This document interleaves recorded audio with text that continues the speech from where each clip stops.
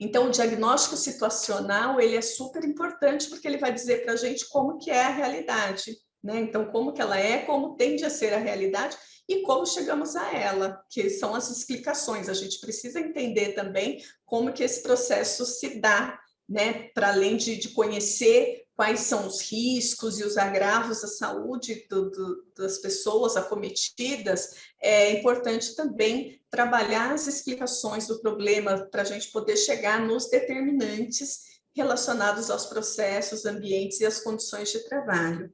Aí aqui a gente tem um link grande com o módulo de análise da situação de saúde dos trabalhadores, né? Então, ali a gente tem toda uma metodologia que vocês já viram, que vai direcionar esse trabalho de análise, de compreensão do território, de trazer esse diagnóstico da situação, né? Então, lá vocês já passaram um pouco por esse caminho de trazer os dados da realidade e a análise desses dados, produzindo as informações que são importantes para a gente definir os problemas prioritários, né? Então, o que é importante a gente saber aqui? Quem são, quantos são, o que fazem, de que adoecem e morrem os trabalhadores no território, quais os tipos de propriedades, de atividades produtivas e culturas que mais utilizam agrotóxico, né? Então, se estamos trabalhando com uma região que a agroindústria é predominante ou se é a agricultura familiar, identificação e descrição da cadeia de produção e consumo dos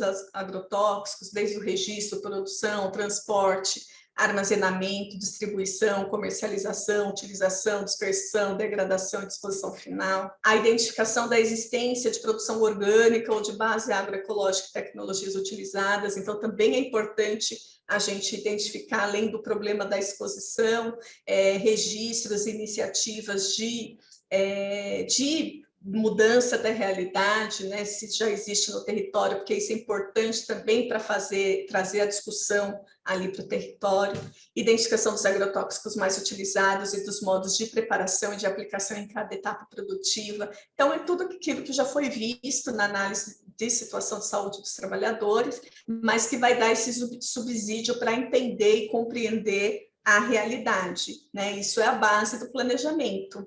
E aí a gente precisa formular os problemas, né? Então, como que a gente vai formular esse problema de saúde? Porque a gente pode ter uma série de questões que foram levantadas ali na análise, né, discutida. Então, essas questões devem ser discutidas com os atores sociais, né, os trabalhadores, as representações dos trabalhadores, associações e etc., para a gente poder, então, priorizar e desenhar o nosso plano, a gente precisa ter uma boa base de formulação do problema. Essa notícia específica fala do pequeno agricultor assiste ao sobrevoo de um avião pulverizador de agrotóxicos, né?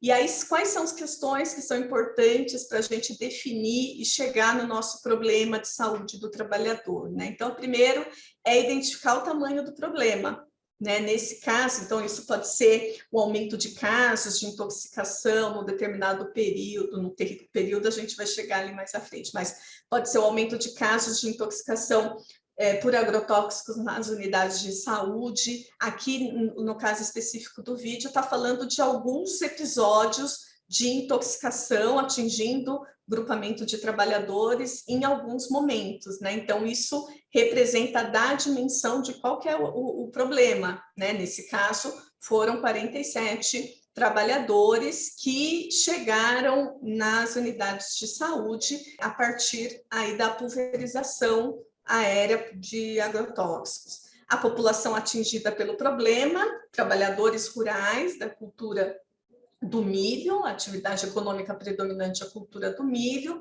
a localização do problema, pode ser um distrito, um bairro, um município, uma região, e a dimensão temporal do problema. Então, ali naquele pequeno vídeo, a gente vê que é um problema que vem desde 2018 até 2020. Então, é só uma forma didática da gente contextualizar e trazer as principais informações sobre o problema de saúde, né? Até para a gente poder discutir sobre os determinantes, né? A atuação, nesse primeiro momento, sobre o problema tem a ver com assistência aos trabalhadores que estão chegando na unidade de saúde.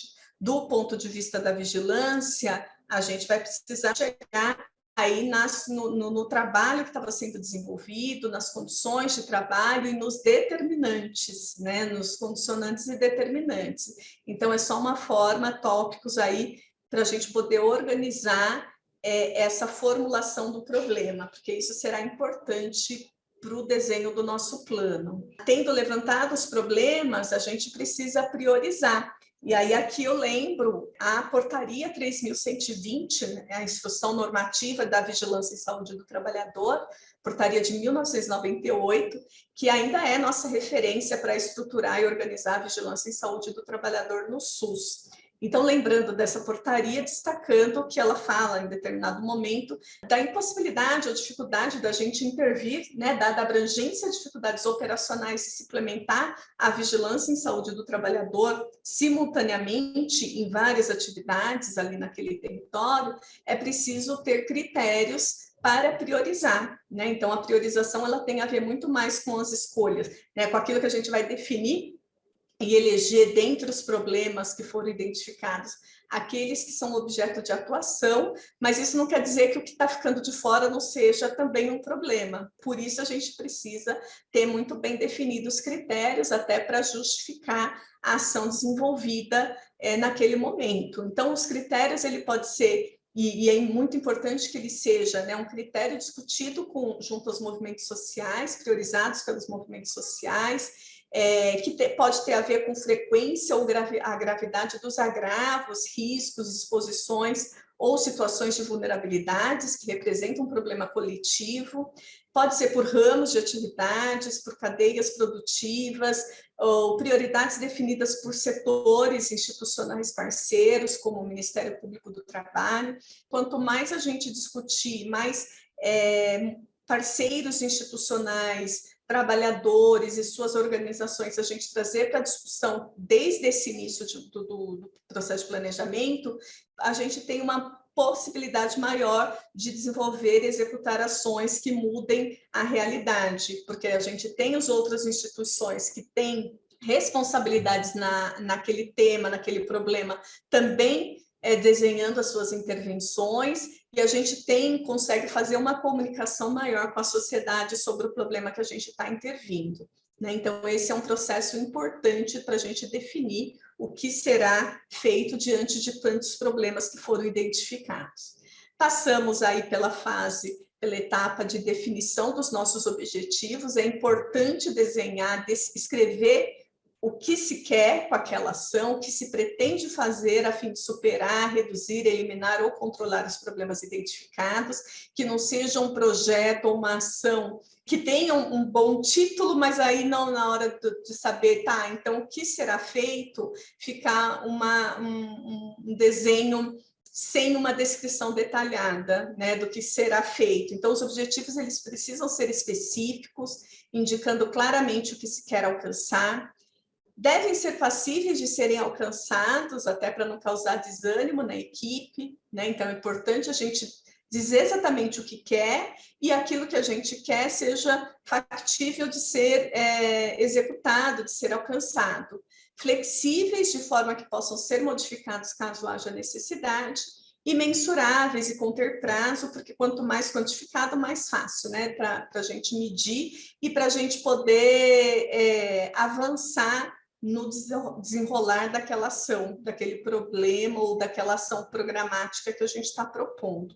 Então, essa fase de definição de objetivo também ela é importante no processo de planejamento, e até porque isso vai indicar os recursos necessários em relação a, inclusive, até a questão de recursos humanos e recursos financeiros, né? Então, de necessidade. Se eu vou fazer uma ação educativa, eu vou desenhar, listar aquilo que eu preciso, inclusive indicando o recurso, aquilo que precisa ser contratado, adquirido.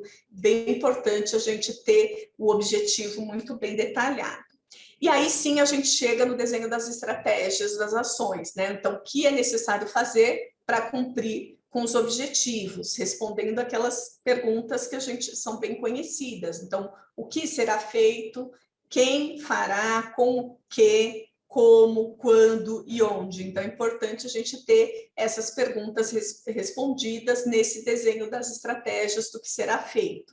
E é importante que essas ações incorporem ações políticas necessárias, mobilização social, educação sanitária, comunicação social dirigidas a grupos específicos, além das próprias ações de saúde, de vigilância epidemiológica, sanitária, ambiental e a vigilância de ambientes e processos de trabalho. Então, tudo isso tem que estar aí listado no desenho das nossas estratégias, daquilo que será realizada. E é importante, eu já disse isso, que a atuação ela não seja só sobre o efeito, aquilo que se está vendo em relação aos danos e riscos, né? Mas que a gente consiga chegar nos determinantes e condicionantes dos problemas, não só na expressão deles, que são os danos à saúde.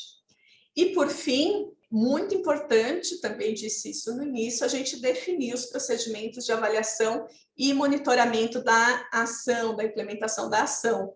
Né? É importante estruturar sistemas de gestão que coordene e acompanhe a execução das operações para que possa, inclusive, fazer as correções de rumo, né? Não ser necessariamente um processo que avalie só o final, mas que seja um processo de acompanhamento contínuo das ações que estão sendo desenvolvidas. Então, é recomendável a constituição de grupos de trabalho que possa discutir o que será feito e monitorar e acompanhar a sua execução. E aí é importante que esse grupo de trabalho, que faça parte desse grupo de trabalho, os trabalhadores e suas organizações, né? Então é importante ter essa representação, seja do movimento sindical, de associações ou do próprio Conselho de Saúde. O monitoramento e acompanhamento do plano de saúde, né? Então é importante definir um calendário de reuniões de acompanhamento do plano, que seja feita, tenha uma apresentação regular daquilo que está sendo executado, do andamento dessas ações e operações que compõem o plano, e que esses momentos, essas ações sejam registradas. A gente tem sempre que trabalhar na perspectiva de criar referências para que outros possam dar continuidade e para que sejam modelos para outros serviços, né? Então, isso tem que ser uma prática nossa em qualquer ação de saúde trabalhadora e de vigilância em saúde trabalhadora. Então, a gente tem que, esse registro, ele é super importante do processo, né? Não só do resultado final, da apresentação do problema e resultado final, mas é importante a gente ter registro dos processos, das ações que estamos desenvolvendo, porque elas podem servir de modelo para outros serviços com o mesmo problema no seu território. Já falei que deve ser realizada durante todo o processo de implantação, avaliação, não só no final da vigência do plano, e é importante a gente ter indicadores de monitoramento. Então, a hora que a gente está desenhando o plano, objetivos e as ações e operações que serão executadas, nesse momento é importante a gente já ter indicadores, que são os indicadores que vão ajudar esse processo de monitoramento e medir o grau de cumprimento das ações para atingir os objetivos. Essa unidade 1, ela teve esse objetivo da gente trazer alguns conceitos e uma estrutura para um processo de planejamento, mas para se destacar aqui a importância da gente trabalhar a partir de um diagnóstico do território e com a discussão junto aos atores, todos os atores envolvidos no processo, dentro do Sistema Único de Saúde, de outras instituições fora do Sistema Único de Saúde e com a participação dos trabalhadores sempre, em todos os momentos, desde o diagnóstico até a definição dos problemas, priorização, a execução propriamente dita das ações e avaliação do plano, né? Então, seriam esses os destaques que eu daria a esse processo, e é no sentido de auxiliar e ajudar tudo que a gente está discutindo e viu aqui durante o curso, né, todos os conceitos importantes para a implementação da vigilância, mas pensando de uma forma estruturada, organizada, trabalhando na perspectiva de ações programáticas que a gente consegue pautar o problema também junto às instituições de saúde e à sociedade como um todo. Muito obrigada a todos e uma boa continuidade para o curso.